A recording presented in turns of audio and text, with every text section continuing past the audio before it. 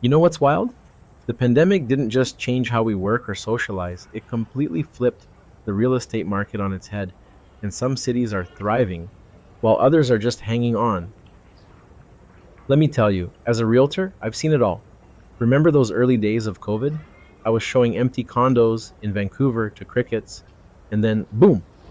Suddenly, everyone wanted a backyard, a home office, and enough space to avoid their roommates' Zoom calls. Take Toronto, for example. Even though nearly a third of Canadians said they'd ditch big cities, sales there hit a record high last September, over 40% higher than the year before. Prices? Up double digits. And it's not just Canada. Over in London, the government slashed stamp duty taxes and suddenly buyers were saving up to £15,000. Prices jumped 6% in a year. But here's the kicker.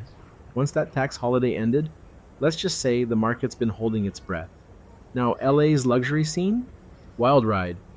Sales dropped almost half during lockdowns. But the second restrictions lifted, mansions started flying off the shelf. Homes were selling 8 days faster than the year before. 8 days. In New York, Manhattan took a nosedive, sales down over half. But by fall, things started creeping back. Low interest rates saved the day, honestly. Oh, and speaking of surprises, Singapore's residential market became the star of the show, with investment sales jumping almost 80% in one quarter. Meanwhile, Tokyo saw land prices dip for the first time in 8 years. But get this, developers are snatching up cheap hotel sites to build condos. Talk about a silver lining. Here in Vancouver, luxury demand shifted to places like Bowen Island. High end listings surged 30%. But you know what's funny? Even with all the chaos, markets stayed resilient. Low rates, pent up demand, and everyone rethinking what home means.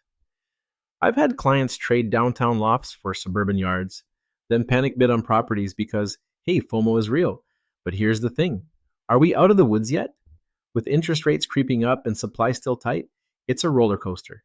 And don't get me started on bully offers. Imagine trying to buy a house and someone swoops in with the preemptive bid like it's Black Friday. So, what's next? Honestly, your guess is as good as mine. But if there's one lesson from all this, it's that real estate's never boring.